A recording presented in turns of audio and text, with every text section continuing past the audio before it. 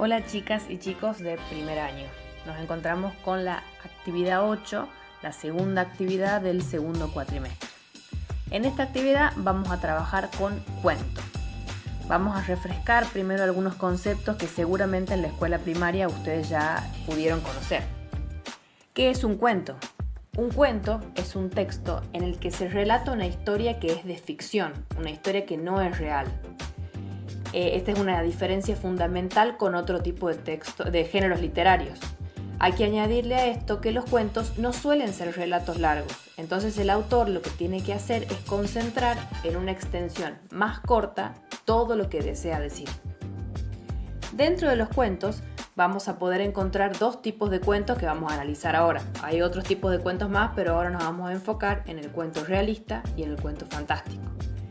El cuento realista es una ficción, sigue siendo una ficción, pero tiene elementos de la realidad que pueden ser creíbles en términos literarios, serían verosímiles.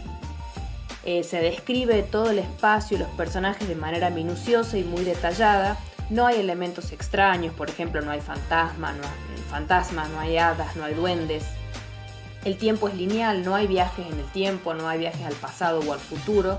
Los espacios y lugares pueden ser lugares y espacios totalmente cotidianos, los hechos son razonables, son lógicos y se narran hechos similares a los hechos que ocurren en la realidad. Por otro lado tenemos el cuento fantástico. En el cuento fantástico se narra también acciones cotidianas, comunes y naturales, pero de repente, en algún momento determinado de la historia, aparece un hecho sorprendente.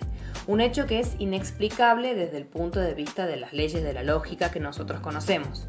Aunque utiliza elementos de la realidad, presenta los hechos de una forma diferente a la manera habitual de ver las cosas, de una manera asombrosa e incluso en algunos casos de una manera sobrenatural. La característica principal que tiene el cuento fantástico es que en el lector provoca una sensación de inquietud. Hasta ahí en la actividad teníamos las definiciones entonces de cuento realista y de cuento fantástico. Después nos vamos a encontrar con un pequeño ejemplo que nos muestra cómo es la estructura de un cuento. El pequeño ejemplo que tenemos es de un mini cuento que se llama El burro flautista. Fíjense que a la izquierda nos encontramos con la explicación de su estructura, la introducción, el nudo y el desenlace, que también son nociones que ustedes ya conocen. En la introducción nos encontramos con el marco. ¿Qué significa el marco? Es el tiempo y el lugar de la historia, o sea, dónde ocurre y cuándo ocurre.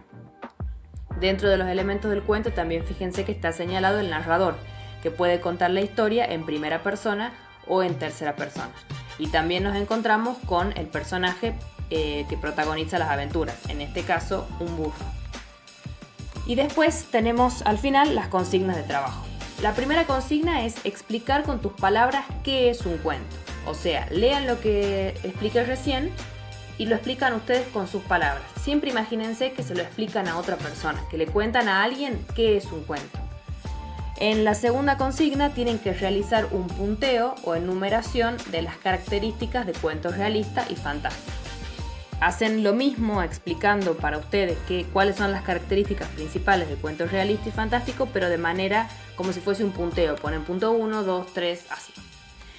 Y en el punto 3 y último, lee con atención la pequeña historia que se encuentra en el ejemplo, en la estructura del cuento, el burro flautista, y elabora un final distinto a partir del desenlace. Máximo 10 renglones. Tengan en cuenta cuál es el desenlace que está marcado en la estructura y ustedes hagan un final diferente al que encontramos acá. Y con esto terminaríamos la actividad 8 de lengua y literatura de primer año. Abrazo virtual.